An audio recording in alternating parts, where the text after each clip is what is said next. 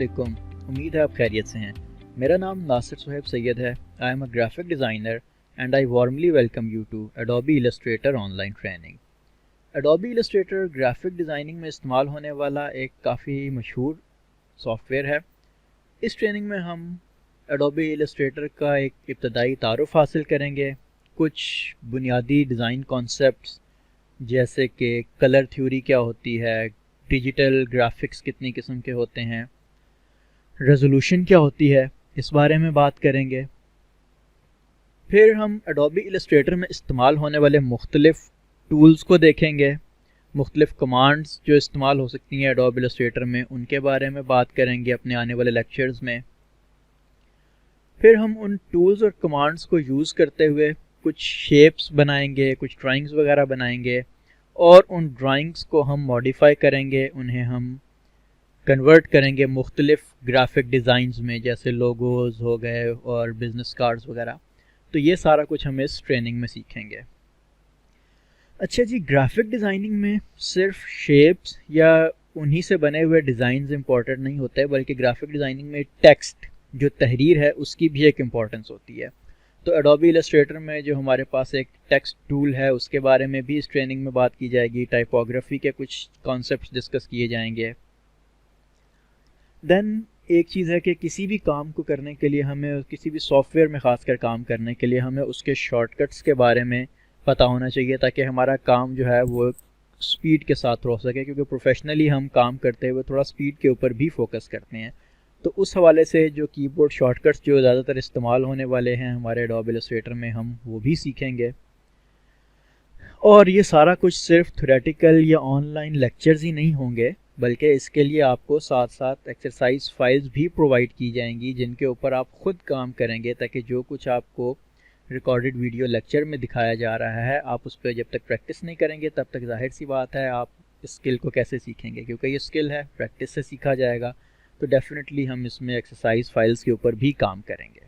जब आप लोगों की ये बेसिक ट्रेनिंग कंप्लीट हो जाएगी, जिसमें हम शेप्स, डिज़ाइंस और टाइपोग्राफी वगैरह के ऊपर बात कर चुकेंगे, तो फिर उसके बाद जो अगला स्टेप आएगा वो ये आएगा कि हमें अपने प्रोजेक्ट्स के लिए डिज़ाइंस या इंस्पिरेशंस कैसे लेनी है। क्योंकि ज़ाहिर है जब हम स्टार्ट कर रहे होंगे अपने करियर को एज अ ग्राफिक डिज़ाइनर, तो उस वक्त सबसे ज़्यादा मसला जो हमारे पास आता है वो यही आता है कि डिज़ाइन के लिए आइडिया या इंस्पिरेशन कहाँ से लें। तो उस सिलसिले में भी इस ट्रेनिंग में आपको गाइड किया जाएगा। प्लस आपको कुछ प्रैक्टिकल प्रोजेक्ट्स करवाए जाएंगे, लोगो डिज़ाइन का, बिज़नेस कार्ड का और एक बैनर डिज़ाइन करने का, कि किस तरीके से आप एक प्रोफेशनल लोगो डिज़ाइन कर सकते हैं क्लाइंट्स की रिक्वायरमेंट के मुताबिक। तो जनाब ये सारी चीज़ें हम इस ट्रेनिंग में सीखेंगे। अब हम बात करते हैं कि डिज़ाइन क्या होता है, क्योंकि हम लोग बार बार एक लफ्ज़ देख रहे हैं जी, ग्राफिक डिज़ाइन, डिज़ाइनिंग करेंगे। So the thing is, what is design? तो डिज़ाइन जो होता है बेसिकली, जब हम डिज़ाइन का लफ्ज़ बोलते हैं तो डिज़ाइन में लोगों के जहन में एक चीज़ यही आती है कि डिज़ाइन एक खूबसूरत सा कोई पैटर्न है किसी चीज़ का, कुछ नक्शो नगार बने हुए होंगे, कोई बड़ी खूबसूरत सी उसकी आउटलुक होगी। तो बिल्कुल ऐसा है, लेकिन ये सिर्फ डिज़ाइन का एक जुज़वी हिस्सा है। डिज़ाइन सिर्फ कोई देखने में खूबसूरत चीज़ नहीं है, डिज़ाइन के काफ़ी वसी मानी हैं। डिज़ाइन बेसिकली कोई प्लान हो सकता है, कोई कॉन्सेप्ट हो सकता है, या कोई ड्राइंग हो सकती है। किस लिए? कोई चीज़ बनाने के लिए जिसका कोई पर्पज़ हो। मतलब जब हमने कोई चीज़ बनानी है तो सबसे पहले उसका एक कॉन्सेप्ट होगा, कोई हमारे माइंड में कोई प्लान होगा। तो वो जो प्लान या वो जो कॉन्सेप्ट है या वो जो हम ड्राइंग करेंगे, वो चीज़ जो है बेसिकली डिज़ाइन कहलाएगी। फॉर एग्ज़ाम्पल हमारा पर्पज़ है, जैसे एक कप की एग्ज़ाम्पल हम ले लेते हैं, एक कप या मग जिसमें ये चाय कॉफ़ी वगैरह पीते हैं। अब इसका एक स्पेसिफिक डिज़ाइन होगा, इसकी ख़ास शेप होगी जिसमें ये हमारी चाय या कॉफ़ी को होल्ड कर सके, प्लस इसके साथ एक हैंडल होगा। इसका मटेरियल किस किस्म का होगा कि वो चाहे गरमाइश जो है चाय या कॉफ़ी की उसको बर्दाश्त कर सके, या किसी भी ड्रिंक की। इसी तरह फिर उसमें कलर क्या होगा। तो ये सारी चीज़ें जो हम अपने इसका एक कॉन्सेप्ट या एक प्लान बनाएंगे या एक पेपर पे इसकी ड्राइंग बनाएंगे, तो that is the process of designing. Similarly design को अरेंजमेंट ऑफ एलिमेंट भी कहा जाता है। और अरेंजमेंट ऑफ एलिमेंट्स किस किस्म की?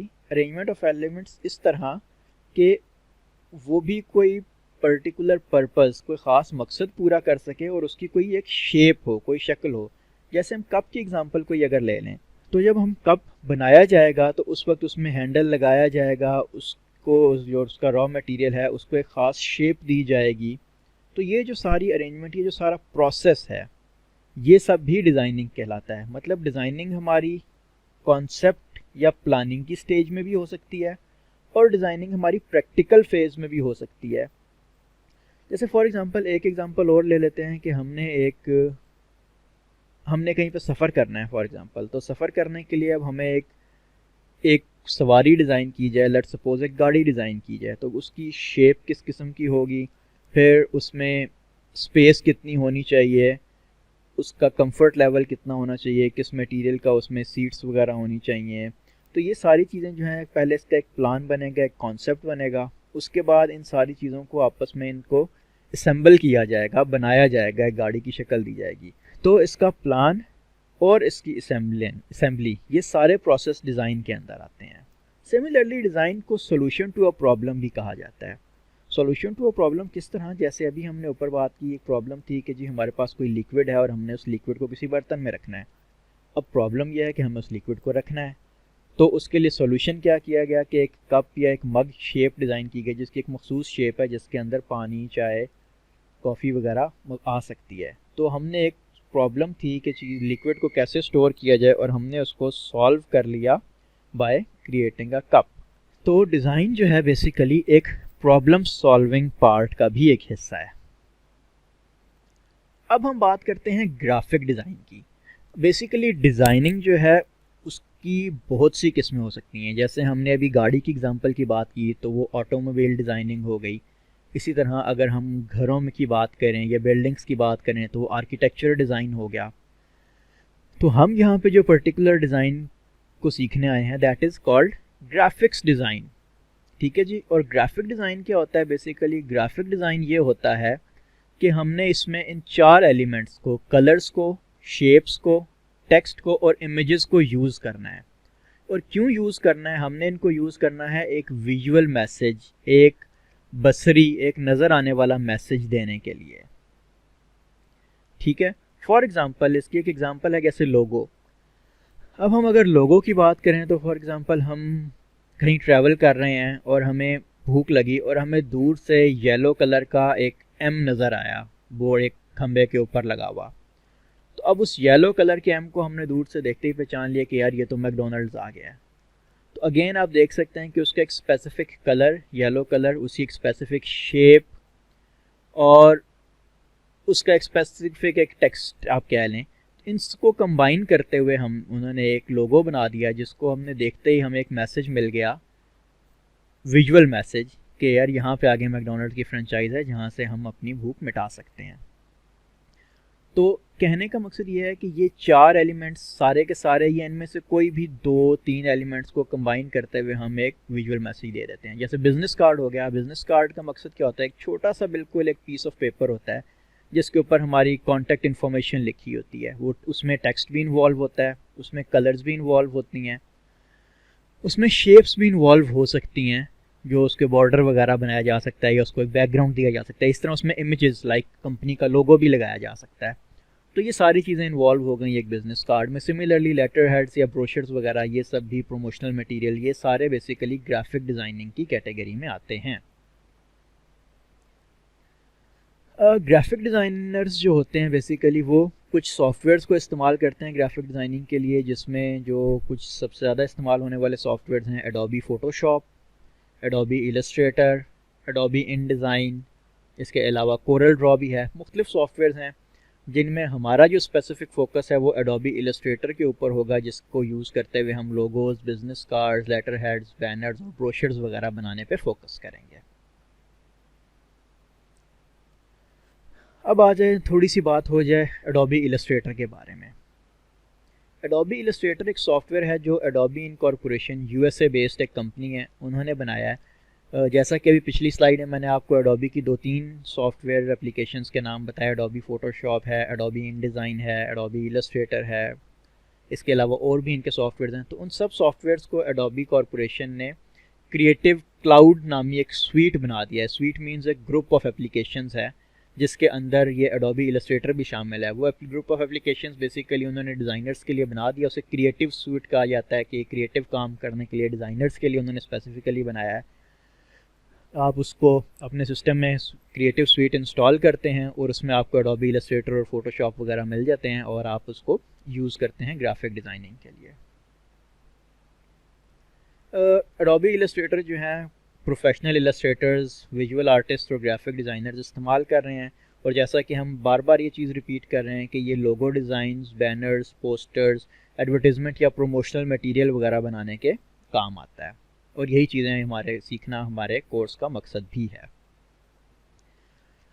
तो ये तो था हमारा कुछ बेसिक तारुफ के डिज़ाइन क्या होता है, ग्राफिक डिज़ाइनिंग से हमारी क्या मुराद होती है और एडोबी इलस्ट्रेटर जो है वो क्या चीज़ है। एडोबी इलस्ट्रेटर बेसिकली एक वेक्टर ग्राफिक्स सॉफ्टवेयर है। अब वेक्टर ग्राफिक्स क्या होते हैं इसके बारे में हम अभी बात करते हैं। हमारे पास जो डिजिटल ग्राफिक्स है ना वो बेसिकली दो तरह के होते हैं। एक होता है बिटमैप और एक होता है वेक्टर। बिटमैप ग्राफिक्स को हम रास्टर्स भी बोलते हैं। बिटमैप ग्राफिक्स क्या होते हैं, basically they are created by a combination of pixels के थ्रू बने हुए होते हैं। मतलब काफ़ी छोटी छोटी पिक्सेल्स होती हैं। Pixels are actually small squares, छोटे छोटे डब्बे होते हैं जिनमें कलर फिल हुआ होता है और वो डब्बे मिल के एक तस्वीर बना लेते हैं। That is called a bitmap. इसके बरक्स वेक्टर क्या होते हैं जी, वेक्टर्स डॉट्स और लाइंस को इस्तेमाल करके बनाए जाते हैं। लाइन स्ट्रेट भी हो सकती हैं, कर्व भी हो सकती हैं। इसकी मैं आपको भी एक एग्जांपल दे देता हूँ। ये आपके सामने दो इमेजेस मौजूद हैं। ये जो आपको लेफ्ट साइड पे नज़र आ रहा है that is a bitmap image. आप देख सकते हैं इसमें ये छोटे छोटे ग्रे कलर के आपको डब्बे नज़र आ रहे हैं। जहाँ ब्लैक बाल हैं वहाँ पे आप गौर करेंगे तो आपको ब्लैक डब्बे नज़र आएंगे, जिस तरह आंखों के अंदर, आई बॉल्स के अंदर डार्क ग्रे साथ वाइट। तो ये सारे जो डब्बे हैं basically these are the small boxes. These boxes are called pixels और ये सारी पिक्सेल्स मिल के एक तस्वीर बना रही हैं। इसके बरक्स हमारे पास ये साथ वेक्टर मौजूद है। वेक्टर जो है ये मुख्तलिफ डॉट्स और लाइंस से मिल के बना हुआ है। सही हो गया जी। अच्छा, इसमें आप एक चीज़ नोट कर रहे होंगे कि ये पिक्सल वाली जो पिक्चर है, इमेज जो है, ये मैंने इसको भी थोड़ा जूम किया तो आप देख सकते हैं कि इसमें ये बॉक्सेस हमें नज़र आ रहे हैं बने, पिक्सेल्स नुमाया नज़र आ रहे हैं, जिसको हम अगर अपनी ज़ुबान में कहें तो हम कह सकते हैं कि ये पिक्चर फट गई है। या अगर प्रोफेशनली ग्राफिक्स की ज़बान में बात करें तो हम ये कहेंगे कि ये पिक्चर जो है पिक्सेलेट हो गई है। तो इसके बरक्स ये साथ वेक्टर है, ये भी मैंने जूम इन किया हुआ है, लेकिन ये आप देख सकते हैं ये जूम करने के बावजूद इसमें पिक्सेल्स नज़र नहीं आ रही, बिकॉज ये पिक्सल से बना ही नहीं है, इसमें पिक्सेल्स हैं ही नहीं। तो इसलिए इसको मैं जितना भी जूम करूँगा इसकी क्वालिटी ख़राब नहीं होगी, ये पिक्सेलेट नहीं होगा। तो ये बेसिकली एक बुनियादी फ़र्क है बिटमैप और वेक्टर में कि बिटमैप जो होता है इसको जब हम जूम करते हैं तो उसकी पिक्चर क्वालिटी जो है वो कंप्रोमाइज़ होती है, थोड़ी डिस्टर्ब होती है, जबकि वेक्टर के साथ ऐसा नहीं होता। ये जिस तरह भी वही बात जो भी हम कर रहे थे कि image quality is disturbed in case of bitmap images, जबकि वेक्टर्स में इमेज क्वालिटी डिस्टर्ब नहीं होती। अब बिटमैप इमेजेस की कुछ कॉमनली यूज्ड एग्जांपल्स हैं जो ज़्यादातर इस्तेमाल होते हैं, जैसे जेपैग इमेजेस। ये जितनी हमें फ़ोटोज़ वगैरह नज़र आती हैं ये ज़्यादातर फ़ोटोज़ जेपैग होती हैं। और वेब पे जब हमें कुछ पिक्चर्स नज़र आती हैं, ख़ासकर जो ट्रांसपेरेंट बैकग्राउंड के साथ होती हैं, वो PNG फॉर्मेट में होती हैं। जब हम आगे पिक फाइल्स को सेव करेंगे तो उस वक्त हम इनको मज़ीद डिटेल में भी देखेंगे, जेपैग फॉर्मेट में जब हम कुछ सेव करना होगा या PNG फॉर्मेट में। इसी तरह एक टाइप है PSD फाइल। ये PSD फाइल फ़ोटोशॉप के लिए इस्तेमाल होती हैं। सिमिलरली हम अगर वेक्टर में आएँ तो वेक्टर में जो सबसे ज़्यादा इस्तेमाल होने वाली जो एक फ़ाइल टाइप है that is .ai। AI means Adobe Illustrator. मतलब एडोबी इलस्ट्रेटर में हम जो काम करेंगे वो जो हमारी फ़ाइल है वो AI की एक्सटेंशन के साथ सेव होगी, उसकी जो फ़ाइल टाइप होगी वो होगी .ai। इसी तरह एक और वेक्टर फॉर्मेट होता है .eps और एक वेक्टर फॉर्मेट होता है .pdf। इसके अलावा और भी हमारे पास बिटमैप और वेक्टर फॉर्मेट्स हैं, बट ये वो हैं जो मोस्ट फ्रीक्वेंटली यूज्ड या most commonly used digital graphics होते हैं। तो ये थे हमारे पास डिजिटल ग्राफिक्स। अच्छा, यहाँ तक अभी आप देख रहे होंगे कि मेरा थोड़ा सा फोकस थ्योरेटिकल है, ये सिर्फ इसी एक वीडियो सेशन की हद तक होगा। और वो भी इसका पार्ट। अभी हम आगे सॉफ्टवेयर को भी देखेंगे। ये बेसिकली जो चीज़ें मैं आपको बता रहा हूँ ये वो हैं जो ग्राफिक डिज़ाइनिंग के बेसिक कॉन्सेप्ट्स हैं। एक ग्राफिक डिज़ाइनर को पता होना चाहिए कि ग्राफिक्स कितनी किस्म के होते हैं, वेक्टर क्या होता है, बिटमैप क्या होते हैं, डिज़ाइन क्या होता है। तो बेसिक कॉन्सेप्ट मतलब हम अगर एक काम कर रहे हैं और हमें उसकी बेसिक चीज़ों के बारे में नो हाउ ही नहीं है तो वो थोड़ा नॉन प्रोफेशनल लगता है। इसलिए हम ये थोड़ा इंट्रोडक्शन ले रहे हैं इन चीज़ों का। इसी इंट्रोडक्शन का एक पार्ट है जी रेजोल्यूशन। रेजोल्यूशन क्या होती है? Resolution is number of pixels पर इंच। जैसे ये मेरे सामने एक पिक्चर है तो इसके एक एक इंच में जितनी पिक्सल्स होंगी वो इसकी रेजोल्यूशन होगी। फॉर एग्जांपल अगर एक इमेज है जिस और रेजोल्यूशन को हम पीपीआई मींस पिक्सल्स पर इंच, पीपीआई या इसको डीपीआई भी बोला जाता है। पिक्चर को हम डॉट भी कहते होते हैं तो डीपीआई मींस डॉट पर इंच, डॉट्स पर इंच या पिक्सल्स पर इंच या डॉट्स पर इंच। आजकल वैसे ज़्यादातर पीपीआई टर्म ज़्यादा इस्तेमाल होती है। तो जितनी ज़्यादा पिक्सल्स होंगी एक इमेज के अंदर, जितनी ज़्यादा पिक्सल्स पर इंच होंगी उतनी उसकी क्वालिटी अच्छी होगी। फॉर एग्जांपल अगर 300 पीपीआई है तो इट मीन्स कि उसकी क्वालिटी बेहतर है, और अगर 72 पीपीआई होगी तो उसकी क्वालिटी थोड़ी कम होगी। 72 का मतलब ये है कि उसके एक इंच में 72 पिक्सल्स। अच्छा एक चीज़ याद रखिएगा, मैं पूरी पिक्चर की बात नहीं कर रहा, मैं उस पिक्चर के सिर्फ एक एक इंच की बात कर रहा हूँ। अगर पिक्चर पूरी 8 इंच की है तो उसके हर इंच में 72 पिक्सल्स होंगी या 300 होंगी या 600, जितनी भी उसकी रेजोल्यूशन होगी। तो ये होती है हमारे पास रेजोल्यूशन कि उस पिक्चर के एक इंच में कितनी पिक्सल्स मौजूद हैं। अब हमारे पास अगली चीज़ आती है that is colour modes. Colour modes भी हमारे पास दो तरह की होती हैं, एक RGB और एक CMYK। RGB stands for red, green and blue and these are the primary colours for light. Primary colours क्या होते हैं? प्राइमरी कलर्स बेसिकली वो कलर्स होते हैं जिनको मिला के दूसरे कलर्स बनते हैं। फॉर एग्जांपल अगर मुझे कोई और कलर चाहिए, लेट्स सपोज मुझे ब्राउन कलर है या पिंक कलर है, तो वो इन्हीं कलर्स को मिला के वो कलर मुझे मिलेगा। इसी तरह हमारे पास दूसरी कलर मोड है CMYK। CMYK स्टैंड्स फॉर सियान, मेजेंटा, येलो एंड ब्लैक। और ये आप देख सकते हैं, ये मैं नीचे इनके शेड्स भी दिए हैं। ये सियान है, ये मेजेंटा है, येलो और ब्लैक। अच्छा के जो है वो ब्लैक को डिनोट करता है। ये जो CMYK है बेसिकली ये भी प्राइमरी कलर्स हैं और RGB भी प्राइमरी कलर्स हैं। प्राइमरी कलर मींस कि बाकी सब कलर्स इनसे मिल के बनते हैं। तो फिर फ़र्क क्या है दोनों में? फ़र्क ये है कि ये जो RGB है ये लाइट के लिए इस्तेमाल होता है, ये रोशनी के प्राइमरी कलर्स हैं। मतलब रोशनी से मुराद जैसे स्क्रीन्स हैं हमारे पास, मोबाइल स्क्रीन हो गई, LEDs हो गई, LCDs हो गई, लैपटॉप्स की, कंप्यूटर्स की। तो जो हमारे पास स्क्रीन के जो कलर्स हैं ना, स्क्रीन पे जो हमें कलर्स नज़र आते हैं वो सब इन तीन रंगों से मिल के बनते हैं। इसके बरक्स जब हम प्रिंटिंग की बात करते हैं तो जब हमने कोई चीज़ प्रिंट करनी है तो उस वक्त ये चार कलर्स इस्तेमाल होते हैं। उस वक्त ये तीन प्राइमरी कलर्स नहीं इस्तेमाल होते। प्रिंटिंग के लिए ये चार कलर्स इस्तेमाल होते हैं। प्रिंटिंग के ये चार प्राइमरी कलर्स हैं। मतलब अगर मुझे रेड कलर भी चाहिए या ब्राउन कलर भी चाहिए तो वो इन्हीं चारों कलर्स में से या इन्हीं चारों में से कोई 2 या 3 कलर्स को मिला के वो कलर बनेगा प्रिंटिंग में। तो ये बेसिकली डिफरेंस होता है RGB और CMYK में। इसका मतलब ये हुआ कि अगर मुझे कोई ऐसा ऐड बनाना है जो सिर्फ फेसबुक पे रन होगा। अब फेसबुक जो है वो मोबाइल्स पे देखते हैं या कंप्यूटर पे देखते हैं, तो मोबाइल या कंप्यूटर के लिए अगर हमें ऐड बनाना है तो वो हम उसकी कलर मोड RGB यूज़ करेंगे। और अगर मुझे कोई बिज़नेस कार्ड बनाना है या मुझे कोई ब्रोशर बनाना है, कोई पम्फलेट बनाना है, अब बिज़नेस कार्ड या ब्रोशर ने तो प्रिंट होना है, तो बिज़नेस कार्ड या ब्रोशर जब मैं बनाऊंगा तो उसकी कलर मोड मैं CMYK रखूँगा। तो ये बेसिकली कलर मोड्स इसलिए इस्तेमाल होती हैं हमारे पास कि जब कोई चीज़ हमें प्रिंटिंग के लिए बनानी है तो वो CMYK कलर मोड में बनेगी, और कोई चीज़ स्क्रीन के लिए बनानी है तो वो RGB में बनेगी। सो आई होप कि ये कॉन्सेप्ट आपको कलर मोड का भी डिफरेंस क्लियर हो चुका होगा। तो आगे जब हम अपने फाइल्स को सेव करेंगे प्रिंटिंग पर्पज़ के लिए या स्क्रीन पर्पज़ के लिए तो उस वक्त आई होप कि ये कॉन्सेप्ट जो है आपके काफ़ी काम आएगा। तो ये था हमारे पास बेसिकली कुछ theoretical aspect of Adobe Illustrator. अब हम चलते हैं अपने एडोबी इलस्ट्रेटर सॉफ्टवेयर की जानिब। जब आप एडोबी इलस्ट्रेटर को रन करेंगे तो आपके सामने ये एक स्क्रीन आएगी। इस स्क्रीन में यहाँ पे कुछ ऑलरेडी शॉर्टकट्स मौजूद हैं जो इस कंप्यूटर पे मैं मतलब इस्तेमाल करता रहा हूँ रिसेंटली कुछ, तो वो उसने यहाँ पे शॉर्टकट्स में दे दिए हैं। इसी तरह यहाँ पे वो जो मैंने फ़ाइल्स कुछ रिसेंटली खोली हैं वो फाइल्स यहाँ पड़ी हुई हैं। लेकिन किसी भी फर्स्ट टाइमर के लिए जब हमने फर्स्ट टाइम काम करना है तो हमें यहाँ से क्रिएट न्यू पे जाना है। एक है ओपन की ऑप्शन, ज़ाहिर है जो काम आप बना के सेव कर चुके हैं, अगर आपने उसी को दोबारा से काम करना है तो फिर आप उसको ओपन करोगे। But for the first time we will go to create new.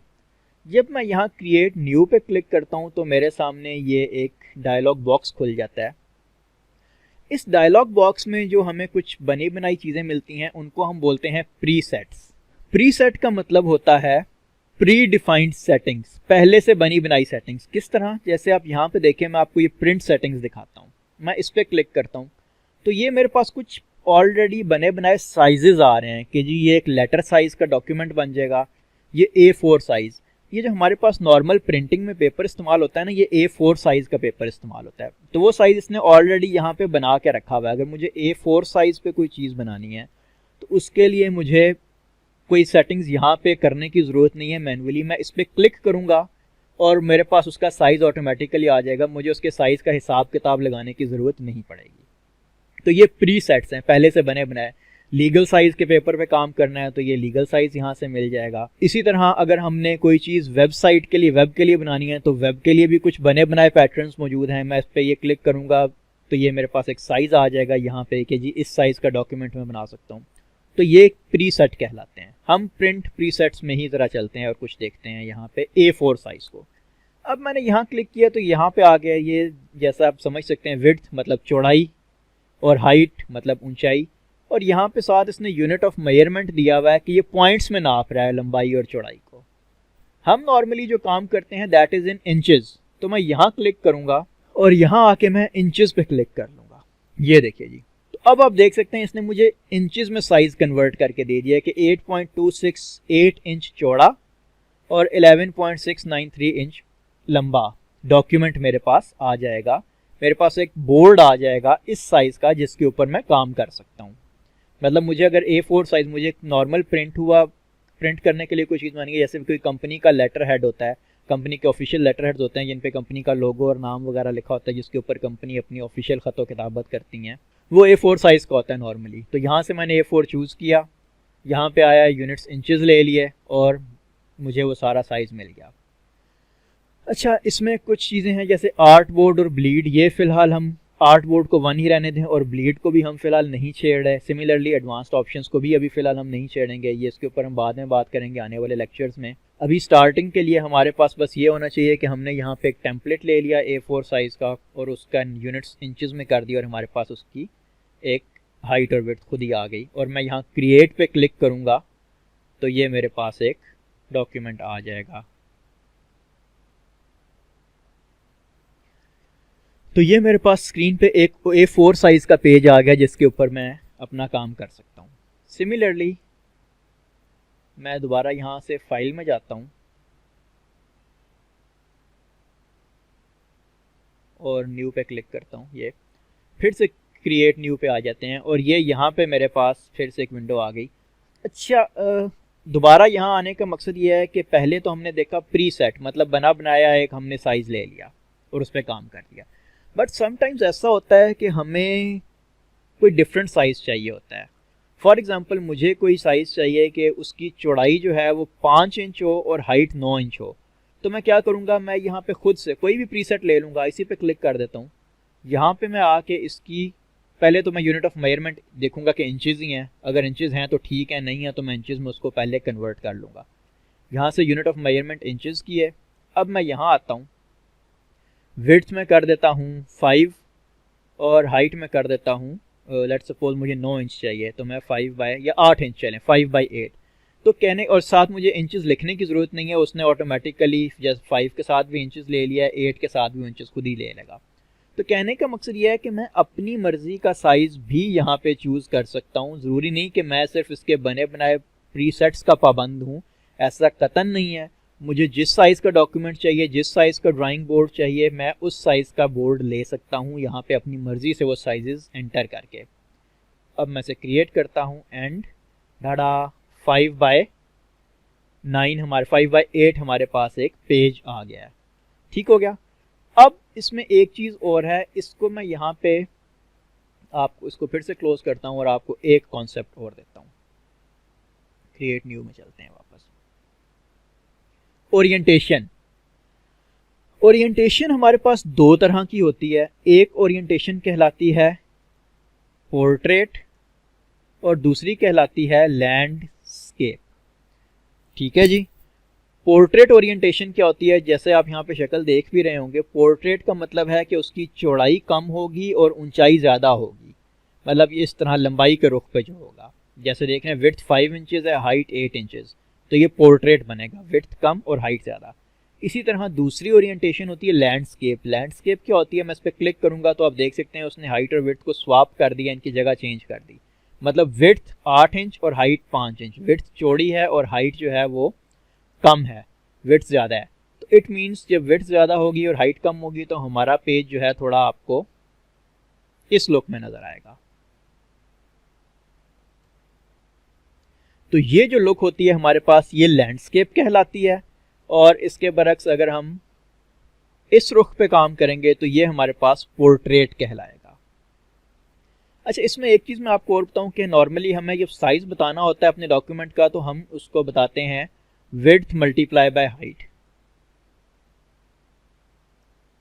For example अगर मुझे कोई 5 इंच चौड़ा और 9 इंच ऊंचा डॉक्यूमेंट चाहिए जैसे ये है, तो मैं इसे कहूँगा 5 मल्टीप्लाई बाय 9 इंचेस। तो इसको हम या आम जुबान में से कहेंगे 5 बाय 9 इंचेस। तो 5 बाय 9 का मतलब है 5 inches wide and 9 inches height में डॉक्यूमेंट है आपका। तो ये था हमारा कुछ बेसिक सा कॉन्सेप्ट एक नए डॉक्यूमेंट का। और ये जो आपको सामने स्क्रीन पे जो पेपर नज़र आ रहा है, ये जो आपको जो मैंने शुरू में जो हाइट और वेट एंटर की, और ये जो मेरे पास एक स्क्रीन पे वाइट शीट नज़र आई, this white sheet is called art board. ये आपका आर्ट बोर्ड है जी, ये ठीक है। तो हम इस आर्ट बोर्ड पे काम कर सकते हैं। अच्छा, इस आर्ट बोर्ड को देखने से पहले हम ज़रा कुछ और यहाँ पे देख लें। अब आपके सामने ये सारा ताम झाम आ गया है, तो आप लोगों ने परेशान नहीं होना कि यार ये सब कुछ क्या है, ठीक है ना। इसको हम देख लेते हैं। ये जो सारा एंटायर एरिया है इसको हम कहते हैं work space. From top to this bottom ये पूरा area is known as work space. ठीक है जी। इलस्ट्रेटर में हमारे पास मुख्तलिफ तरह की वर्क स्पेसेस मौजूद हैं, लेकिन हम जिस वर्क स्पेस पे काम करेंगे दैट इज कॉल्ड एसेंशियल्स। ये बटन है जी वर्क स्पेस का। ठीक हो गया जी।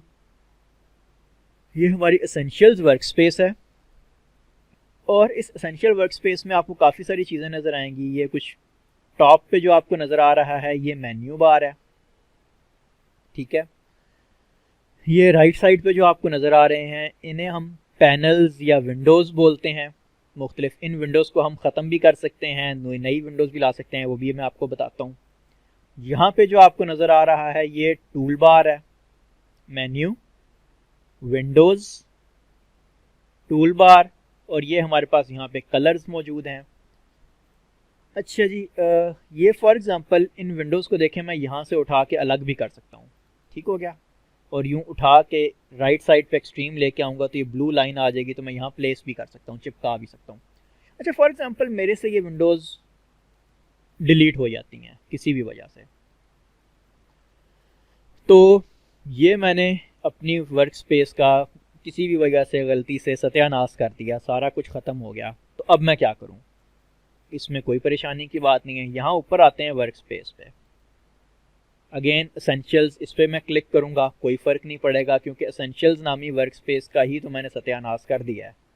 सो अब मुझे यहाँ पे क्या करना चाहिए, मैं यहाँ क्लिक करूँगा और मैं यहाँ नीचे आऊँगा रीसेट एसेंशियल्स।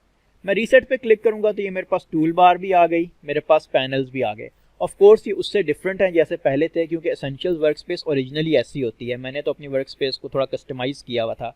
कैसे किया हुआ था अभी आपको वो बताने जा रहा हूँ। आई होप कि यहाँ तक आपको क्लियर हो गया कि वर्क स्पेस अगर आपसे डिस्टर्ब हो जाए तो आप यहाँ पे जाके उसको रीसेट कर सकते हैं।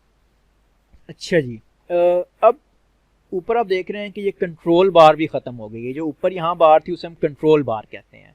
अब उस बार को भी वापस लाना है। मैं यहाँ विंडो में क्लिक करता हूँ और ये कंट्रोल नज़र आ रहा है मुझे। इस कंट्रोल पे क्लिक करूँगा तो ये ऊपर कंट्रोल बार भी वापस आ जाएगी। इसी तरह ये जो टूल बार है ये एक कॉलम में मेरे पास आई हुई है। मैं इधर ऊपर इस छोटे छोटे ये जो दो एरोज बने इसे क्लिक करूँगा तो ये डबल कॉलम में हो जाएगी। तो ये ज़रा कन्वीनियंट होती है काम करने के लिए, बजाय इसके कि यूँ ऑल द वे हम नीचे जाते फिरें, तो ये ज़रा कंफर्टेबल रहती है।